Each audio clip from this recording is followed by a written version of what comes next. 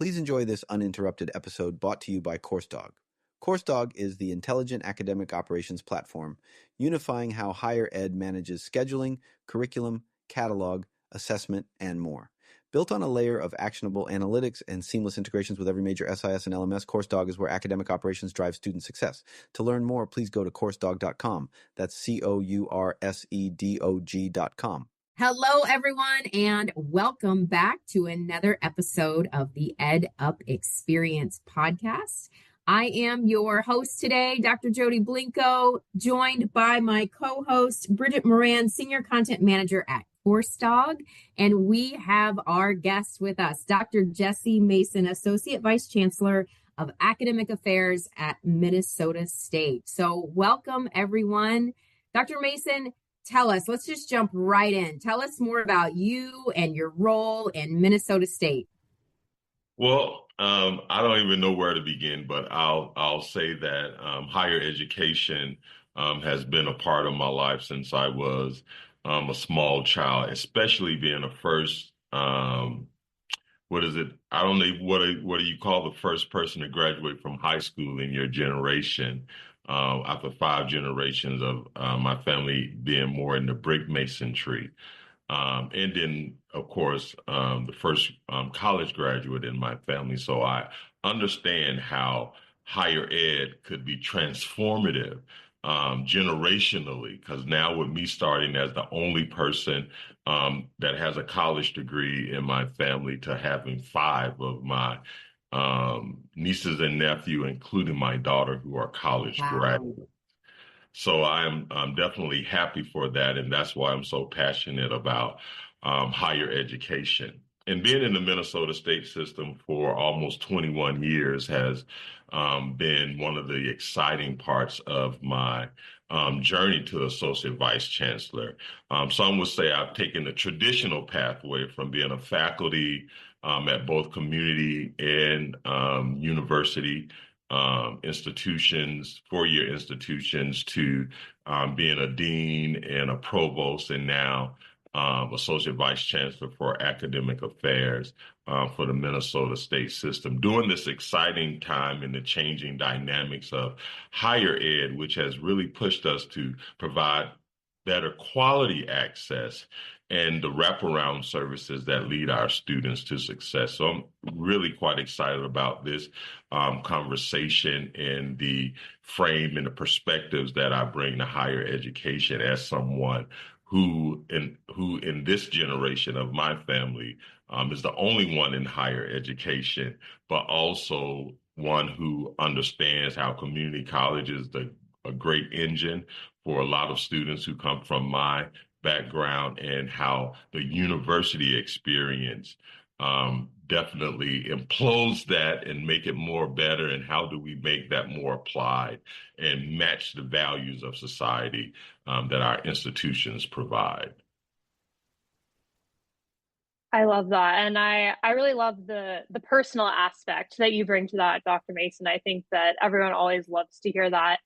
I would personally love to hear a little bit more about your role. I think, to many of us, the system level can seem, a bit nebulous, like what exactly is going on up there? And I know that, one of your jobs is to really help, support the member campuses, provide that knowledge, provide those resources. So I was hoping you could just kind of walk us through, what does that look like? What does it mean to be a support to those campuses? Yeah. Well, sometimes it's nebulous to me on days because so much is going on. But I can tell you that the academic affairs unit of the Minnesota State colleges and universities that we call Minnesota State wholeheartedly. From the operations standpoint, my unit is involved in leadership and coordination in different areas such as dual enrollment, academic program approvals, our work with our accrediting agencies, transfer, which is a big thing for our system. When I think about, we are also engaged in Perkins in support of our career and technical program, and strategic partnerships in which we work with internal and external stakeholders to create pathways for adults, whether they're new immigrants who particularly here are coming from adult basic education, in a direction that they come into our system to reach their aspiration or their educational goals for credential. My unit particularly hits even with the training of administrators in that area to provide better service to their faculty and staff. So we support on a wide range of operational subject, but also legislated and board of trustee projects such as general education redesign, our developmental education redesign, and our continuous work in increasing our dual enrollment, those going to taking high school, or some know it as college in the schools. But ours, we just call it dual enrollment. The University of Minnesota call it colleges in the school.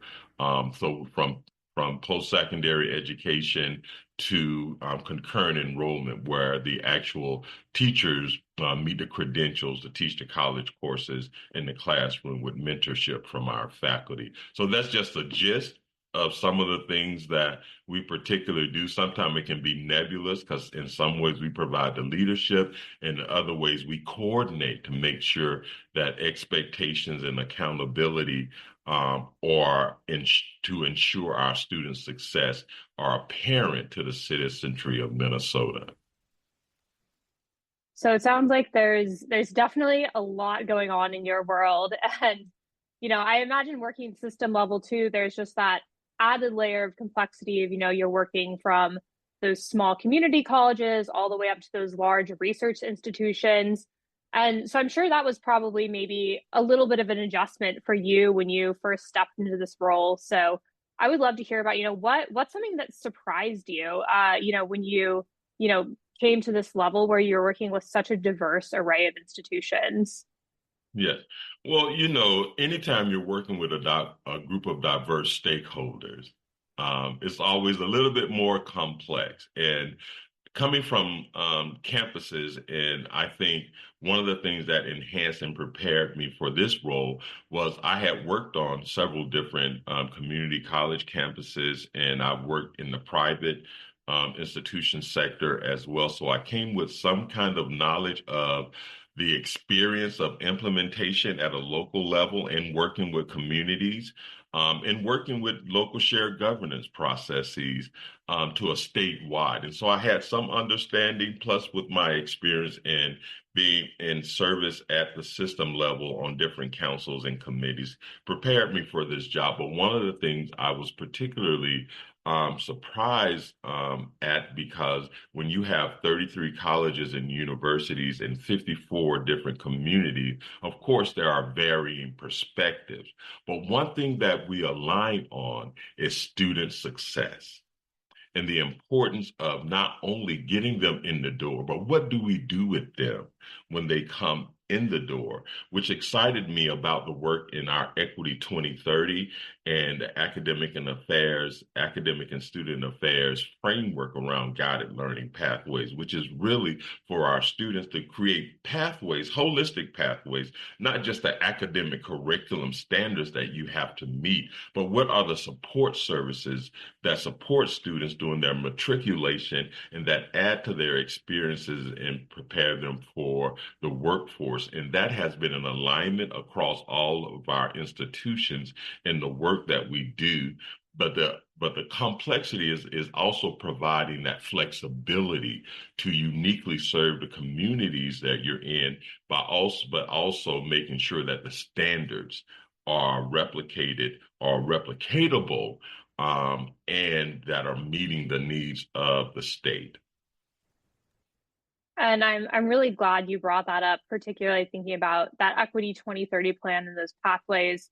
I know that, so many other institutions are thinking about this as well, but like you said, it's challenging, right? It's not just, here's the sequence of courses, now go do it. It's thinking about, okay, what type of prior learning are they coming in? How does, experiential internships or things like that play into all of that? So if you were talking to a colleague in another system, what type of advice would you give them? What are maybe one or two practices you found have really worked when it comes to looking at these frameworks? Yeah. Well, there's two things that are basically pillars to my leadership and my work, especially when you have varying perspectives and we're moving to a space in higher education where our definition of learners are expansive.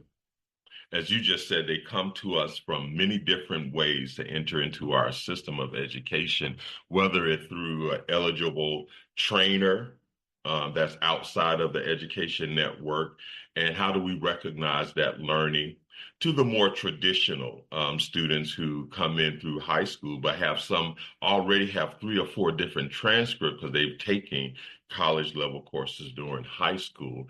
And the pillars that is often important to me is knowledge acquisition and building capacity. Knowledge acquisition is recognizing the expertise that everyone sitting around the table brings to the project or to the outcome that we are trying to understand the barriers or a threat to the enterprise, but making sure their voices are heard and that they are important to the conversation.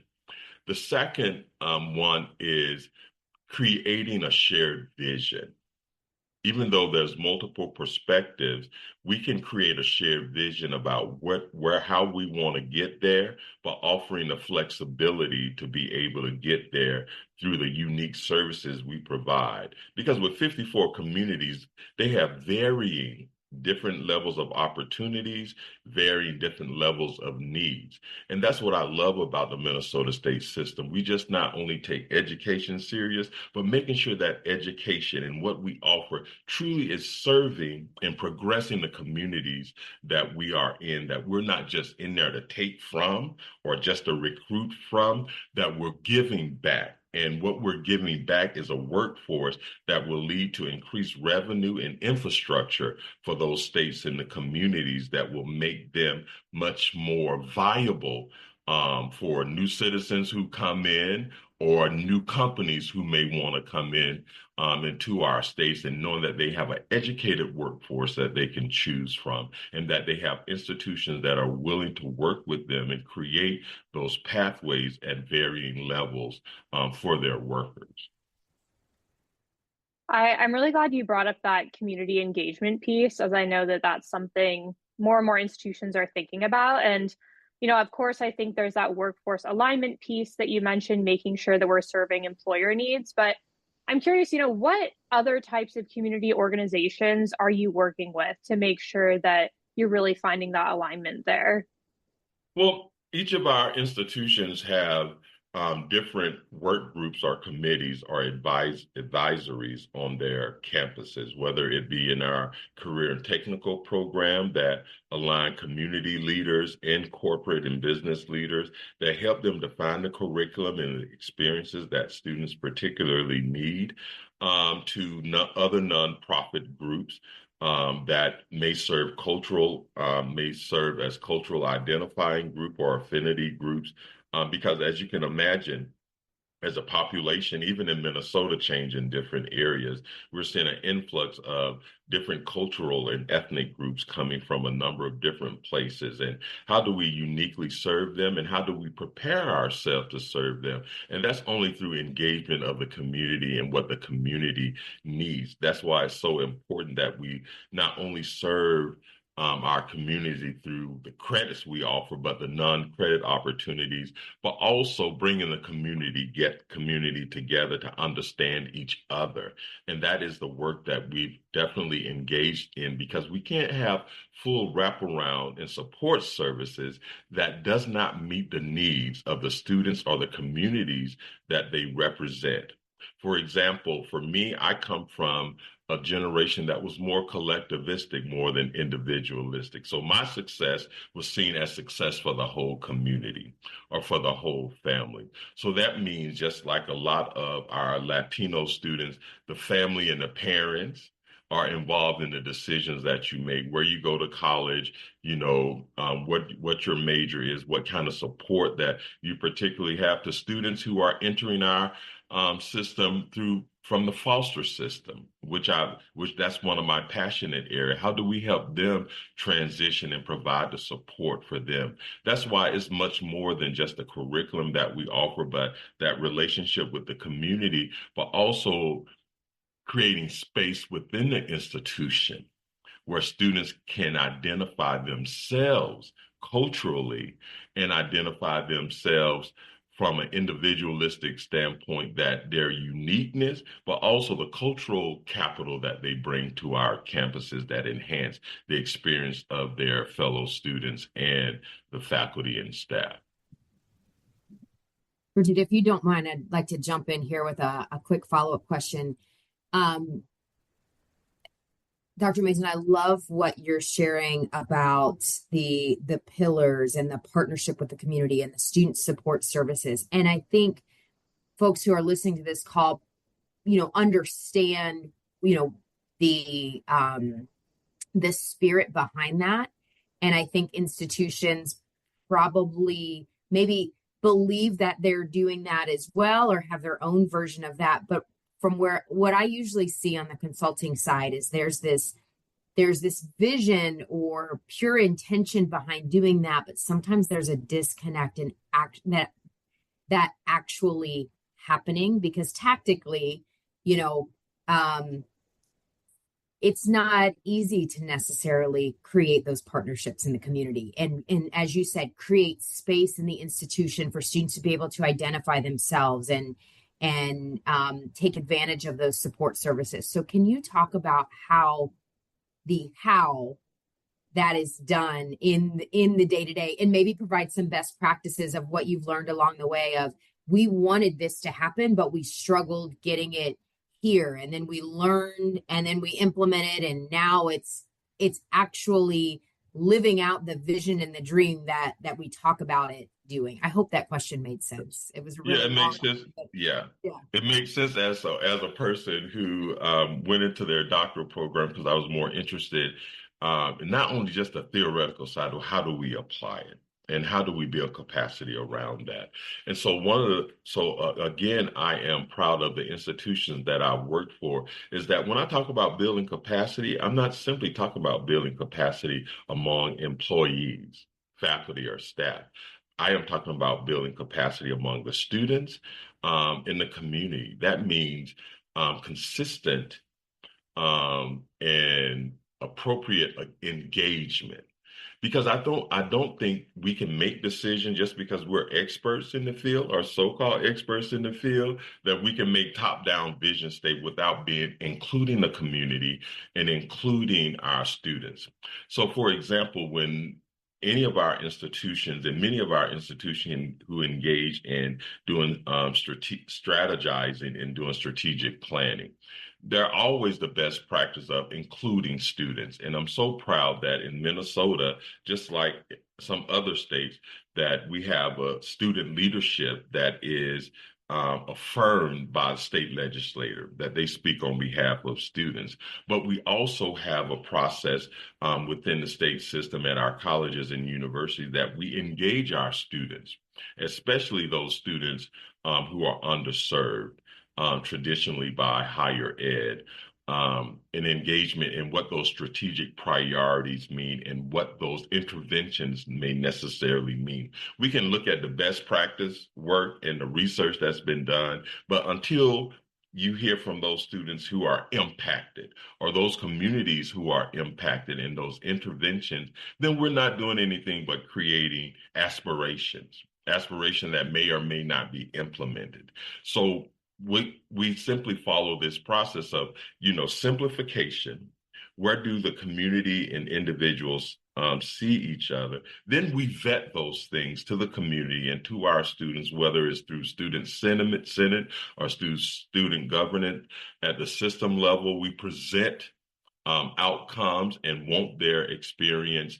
Also at the system level, we want them to be engaged in our councils and committees, to have that student voice in the recommendations that we make to the chancellor and the board of trustees, so that they may necessarily be heard. It is a part of our due diligence to make sure that what we are doing reflects the community and the state needs. And of course, that's always that may change from cohort to cohort, from class to class, but we have to create strategic plans that are dynamic.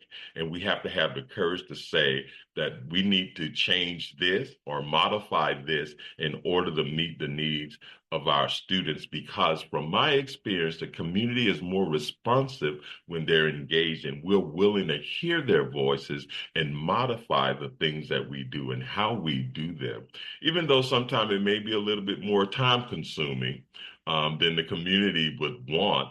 But that is one of the challenges for higher ed moving forward. Our responsiveness and the timeliness of our responsiveness to the community need. Go ahead, Bridget. I was just going to say, I really like that framework that, I think strategic plans without that buy-in, like you said, is aspirational. So I was hoping that you could maybe share an example with us. What's some work that you're involved in, or maybe an initiative on one of your campuses that's been directly inspired by some of that student or community feedback? Well, there is a number of different things. I'll start with some of the work that we've started doing and exploring and expanding on. That is a passion area of mine, and that is prison education. We all know that in order to make sure that the workforce needs of the state and the country are met, we have to go beyond just our traditional pathways to workforce. In prison education, especially in Minnesota, I'm so glad that the governor and the Governor Workforce Board and the Department of Correction see the opportunity in us introducing educational pathways to these incarcerated individuals that, as you may know, lead to reduction in recidivism, and allows them to make a living wage in creating new family dynamics for themselves. So we have a number of campuses that are engaged in offering the curriculum, both on the liberal arts side and the career tech side, to a number of our state institutions, to allow students to either meet the credentials while they're incarcerated, or plan to, as they transition out of those facilities, to find a place, a safe place at one of our institutions or at a few of our institutions, depending on what their program needs particularly are, and to help them with placement. And so I'm particularly proud of the progress that we are making in that area, and ensuring that the pathways that we are creating also impact that population, but also meet the workforce needs of our students, workforce needs of the state. But I can tell you that some of the mechanism that I am most proud of in this work is our strengthening partnership in collaboration with the Department of Correction that is required in the Minnesota Department of Education and the Office of Higher Education. And how do we particularly do this work and put those parameters there? But the intentionality of our administrators and our faculty that teach in those programs, because you can have someone who just teach for the sake of teaching. But when you have the committed faculty and staff that we have doing this work, and the passion and the sincerity and authenticity that they have in providing this education, I'm one of those people who started this work many years ago as a faculty who ran a retention group, and just to see how those lives change. And again, those, just like me, those lives change for the next generation. I have students who came directly from being incarcerated into the higher ed system. And I was educating them without them being identified. But as they became more comfortable in identifying themselves, I was able to put together some best practice work in groups to how do we support them, and to see them graduate with their credentials and eventually graduate from a university, and then to see their same kids like my kid who didn't think there was no other choice but to go to college, and just to see that kind of whole dynamic change. And that is the effort not only of our staff administrators, but also listening to those students' experiences and employing the interventions and the supports that they uniquely need. And so that's one of the areas that I am excited about, and the growth potential in that area in working and the work that we continue to do on behalf of that part of our citizenry as well. How long have you all been focused on educating the incarcerated student population? Well, I think since Governor Wall's been in office, that's been one of his priorities. So I think about 6 years at a state level. But before then, we had small incremental things that, of course, led to that, because a few of our colleges and universities had already partnership with different facilities in providing those experiences for students. And as many of us, as someone who taught at Minneapolis College, which is central to downtown, and so you'll see a lot of the influx of those particular students for a number of reasons who didn't self-identify, but as they got more comfortable and we created spaces, we recognized that we needed to create spaces for them in their journey, in their success. So a lot of community colleges that have more history, they can tell you they've been engaged in this work for 20 years prior to scaling it to where we are now and where we're looking for in the future. Mm-hmm. You've said this several times, creating spaces for these students to feel safe and to self-identify. Can you talk about more of the day-to-day, week-to-week practice of creating that space and the micro interactions that also create that sense of safety for them to feel that trust and that ability to self-identify? Well, I think, as most of the research in higher ed, we mostly talk about cultural responsiveness, or student-centered teaching, or multiliteracies, or backwards design, all of those kinds of things that serve the teaching, but we don't talk about service in relationship building. We talk about sense of belongingness, but that's ambiguous in itself. Without operationalizing it and operationalize it for the unique groups that we particularly serve across campus. We know one size does not fit all. And when students can't identify themselves or don't feel like this is a part of their journey, or they don't feel a part of being being the major actor in their own narrative, then we lose them. And so sometimes the day-to-day work, as I used to tell faculty, and as I've had to learn in my own experience coming from faculty, it's about building those relationships one at a time. And yes, sometimes it's hard depending on the size of the classroom. But one of the day-to-day things I like to do, because I take the first day of class when I was teaching very seriously, I want to know, what's your interest? What's your background? What's your intended major?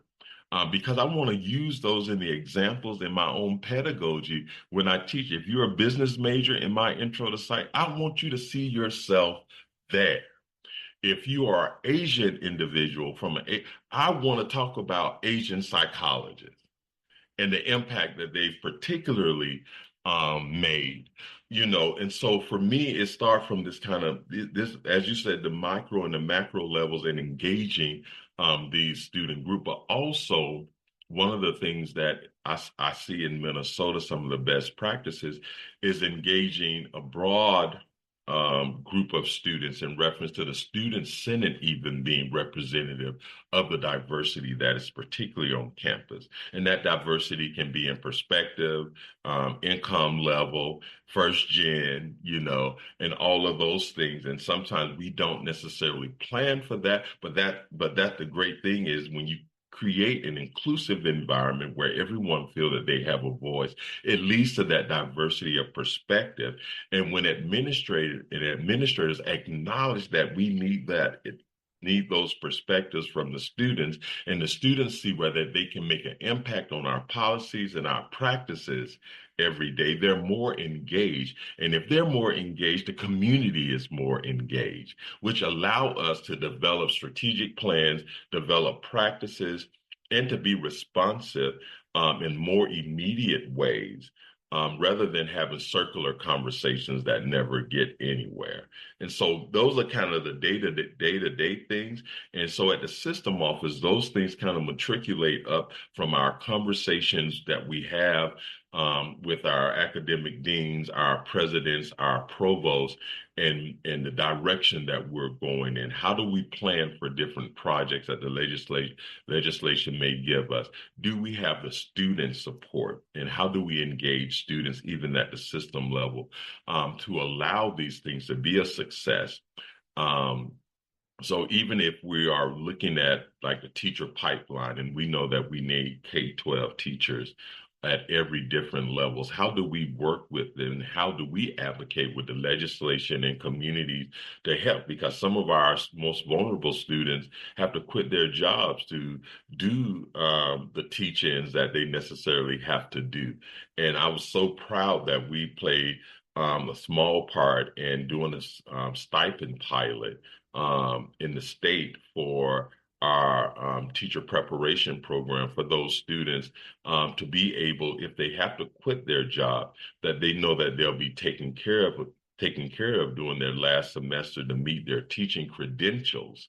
And so those are the kind of things, those kind of small things to big things that happens from the institution and the community level up to the system office, that we get to coordinate and employ and work with our other state entities to implement. And I'm sure those kinds of things have been life-changing for many of our students who want to be educators, even to our workforce scholarships that we give each year for those in those high-demand areas to help defray the cost to their credential that they can have for 2 years. And if they transfer to a university after the community college, they get 3 years of some support from those workforce scholarships. So, all of those things is sparked and is implemented and is successful because of collaboration across the system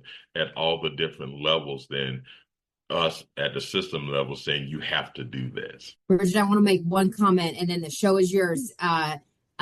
So I think that stipend conversation really addresses the root of any student's needs of, I have to make sure I can survive and am safe and have my basic needs met before I can really even think about learning. And I love that, like you said, that's coming from those micro pieces that feed into the larger conversations, but you're addressing it at a very root place, which I think sometimes we talk about it, and you talked about the sense of belonging and we talk about those things, but we don't always think about the practical application of how are we really meeting those root needs so a student can be calm and safe and ready to learn and plug into that journey the whole way. Yeah.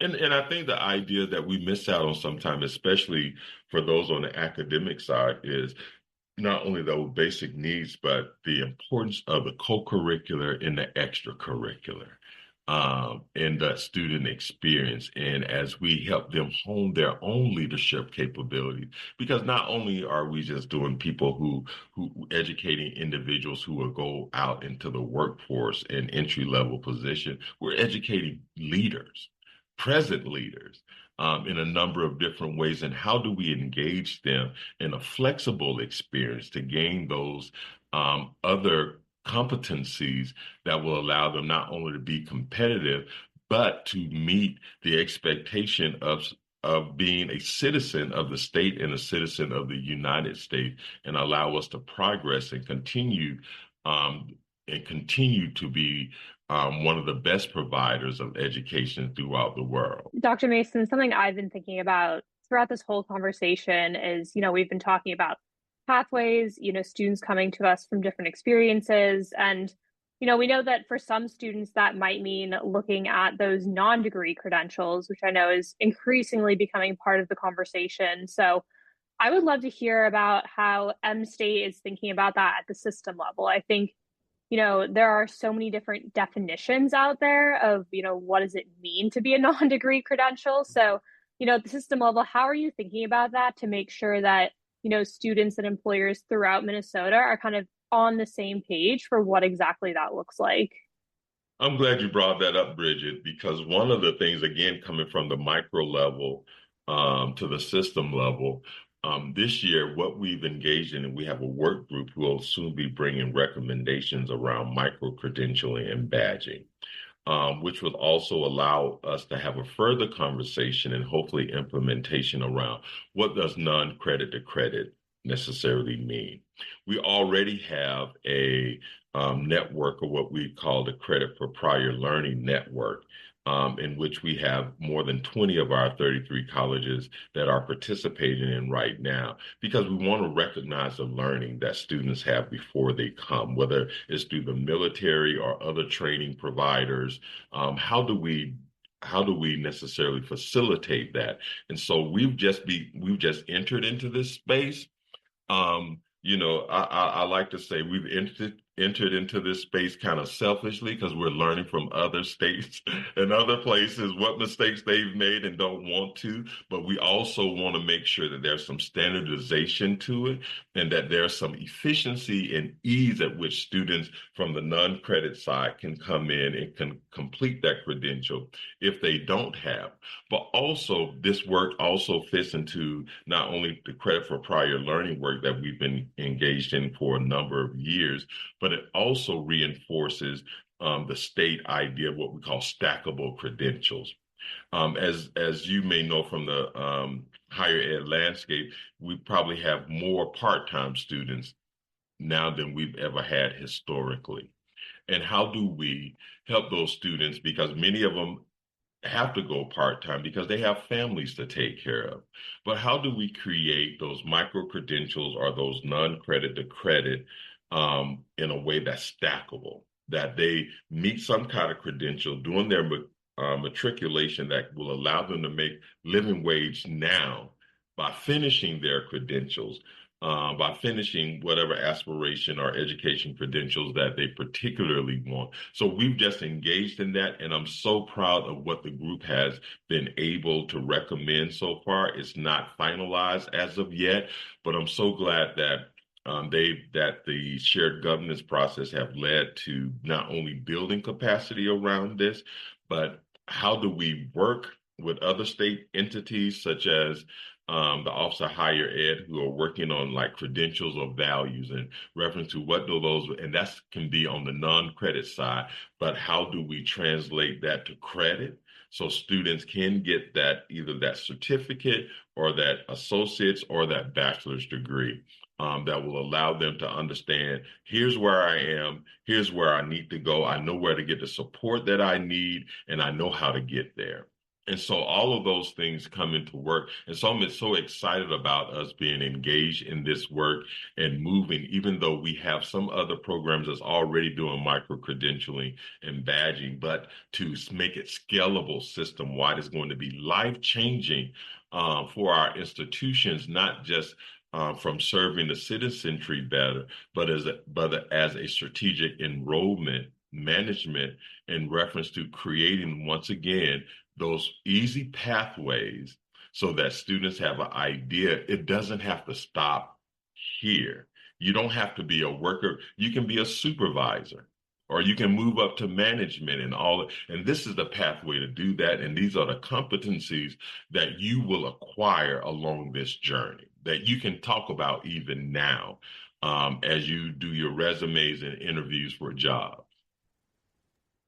Absolutely. I really love that. And I know you said that your working group is still in the process of kind of finalizing your recommendations and next steps, but I'm curious, from talking with other states, other organizations, any initial lessons that you're really hoping to put to good use, or maybe potential missteps that you're hoping to avoid? Yeah. Well, for us, it is trying to avoid the mistake of not having parameters early. Because sometimes, even as systems, we rush to implement things without really thinking about what are the parameters and what are the standards for accountability and quality. That's why I'm so proud of this group, because of course they talk to other systems, they talk to other groups and saw the mistakes that they made. And so we wanted to have some parameters around this group, but we also want to support our campuses by having these things documented in a way that we could either engage in further fundraising, building capacity in the legislation, and also working across other state entities and private partners to ensure that the credentials of values or the micro-credentials that we are supplying meet the needs of the employers, and that also the flexibility when the needs of the employer may change, then we're able to respond and reflect on that, not only through coursework for credit, but our workshops on the non-credit side that build into those kinds of things. And so the parameters are very important. Also, the guidance around how we want things documented, what's the technology to make sure students have access to their own records of competency, because sometimes you have to be reminded, oh, I did that. I didn't know I got that competency in there. So we want to set up a technology mechanism where, again, they're lifelong learners, so they can see how these things are stacking up and leading, but also, I'm excited about the opportunity of not only artificial intelligence, but our own work in mapping out, these competencies can be for these lists of jobs, rather than just assigning yourself to one kind of domain, that you've met all of these competencies, and these are the employers that really want these particular competencies, and we can affirm and confirm that you've met the requirements for these competencies. And as we know, people with micro-credentials who come in, especially if there's work-based learning attached to it, they're more competitive, and even at an entry level, they have higher salaries compared to students who don't have that particular background. And I'm sure that there are many employers and industries in the state of Minnesota that are probably very excited about this work and how it will potentially benefit them and their companies. So I'm curious, are there any specific industries in the state that come to mind where you really see yourself working closely with on this work? Well, honestly, it's all over the board, from transportation to chips manufacturing, to even just the manufacturing overall, and the process and the progress and the technology advancement, to machinery, to customer service, healthcare. We're one of the number one providers, not only of teachers, but of healthcare. So all the industries that are represented, and we're also in cybersecurity and IT. There's a lot of work that's going on that's going to benefit our employers and future employers, as we really are looking forward to establishing ourselves as the IT center, especially whether it's biomedical devices and work, or it's just cybersecurity and other computer systems or big data. We really want to establish our state as that place to be, that new mechanism for industry to see themselves here in the state, and with the workforce, the much needed workforce that we can consistently provide. Absolutely. And I'm sure that the state is probably invested in this work as well. So I'm curious, are you working with, the legislator or any sort of, state workforce agencies on your approach here? Yes. Well, there are several of them. So one I expanded to is expanding industry relationship and work-based learning, which the legislator gave us about $13.5 million to help our campuses establish stronger industry partnerships and work-based learning. And some of the great things that our campuses have done, whether it be around dental hygiene or cybersecurity and providing that work-based learning. And think about it, in the second year of that funding, they had to give match. And so of that $6 billion that we gave the campus, requiring that they have matched funds from non-state funding, we've been able to generate so far in receipt and planned receipt of funding about $9 million from private donors to support in that work. On the other side, as I mentioned earlier, our workforce scholarship, that is a part of what the legislation continues to give us every year for those high need programs, have made a difference, in which we work with the Office of Higher Education, our Department of Economic Development, DEED, working with the Minnesota Department of Education, again, the Department of Corrections. So this broad swath in reference to that particular work, even work around accelerated program of creating peace officers. We've been able to engage with the Department of Public Safety in that particular work, not to mention some of the early career and tech education for high school work that we've been able to work with our industry partners on supplying or introducing students to that opportunity and getting some coursework toward that particular degree. So there are a number of different areas that we work with the legislators and other entities of the state and private partners in making sure that we are supporting students in their success. Again, it's just the alignment that was kind of, surprising to me, that everybody wants the best. We may have different perspectives, but we can agree on the importance of student success in creating a viable workforce, not just for the sake of working, but living wage and being able to live a quality of life that the state offer in abundance to me, being from Georgia. And so we want to continue that in the state and offer those opportunities to all of our students. That's fantastic. I would love to go back to something that you touched on earlier in the episode, Dr. Mason, when you were talking about how, some would say that you've taken the more traditional route, to your role now, going from being a faculty member to a dean and now, all the way up at the system level. So I'd love to hear a little bit more about that. If you were to give advice to a colleague who was, kind of had their eyes set on a similar position, what would you tell them? What lessons learned have you taken along your path? The lessons I've learned is, from a faculty member, as a faculty, you do so many things that align with the qualifications and the requirement, because sometimes the qualification listed in a position description are okay, but that there are other experiences that surround that. And so from my first real director position in a faculty and running and creating a retention group to managing it with only $100,000, in managing and understanding budgets, but taking the experience that I had in corporate America before I became a full-time student, and understanding, being in the black versus being in the red, and what that proactive planning and strategic planning really means to the experience of the students.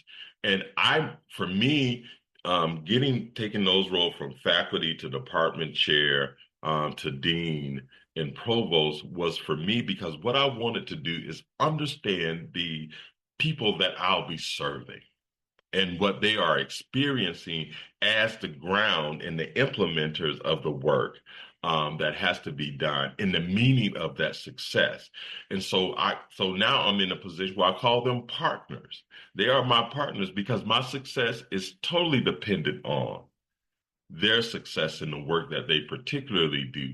And the better I understand the opportunities and the challenges from every position. I took on a provost position, and it was for academic and student affairs, in which I had worked with student affairs throughout my career. Um, but having that understanding, even as a psychology, I understand a sense of belongingness and, identity development in students and all of those kinds of things. But it also allowed me to understand what the student affairs side and how do I, and one of the things that taught me more thing in that provost position was uniting academic and student affairs, that it didn't seem as two units, because in the end, we're both are doing what? Creating the student experience. And the more aligned we can be rather than siloed or isolated ensures better student experience. And so coming to the system office, I've already had a mindset of collaboration, what that means, but also if I'm going to advocate, coordinate, and provide leadership for a whole system, I needed to understand the different roles that I'll be engaged, particularly in. And that doesn't necessarily have to be the experience of others. If others just jump from one area to another or come out of industry into higher ed, the main lesson is to learn from your peers. Do a deep dive in trying to understand and admit when you don't understand, because that creates the opportunity for learning. Because I don't think you can have these type of position without being dedicated to lifelong learning, being open to new experiences, and being open to critique and taking those critique and make it work for you and your team rather than being defensive about it. Because these positions are not a position about ego. It's about learning and doing better as you learn. Because I've learned people are forgiving on mistakes when you're willing to learn and admit that you've made a mistake and that you need their support and help in this journey. Well said. And I can't believe we've almost been talking for an hour. I mean, it's gone by so fast. And I usually ask the last question of words of wisdom, but Dr. Mason, I feel like that's such a good place to, the ego's got to go, and there's no place for it if we're really going to grow and develop, and we're all humans in this process. And I think when we forget that, that's where a mentor told me one time, she says, when you think you got it all figured out, you better be prepared to crash and burn, because that's when the ego is going to get in your way and you're going to be in trouble. So, yeah. And this kind of work definitely has a way of picking at your ego where you just either adapt and learn to be fully open, or crash and burn. yeah, so true. So true.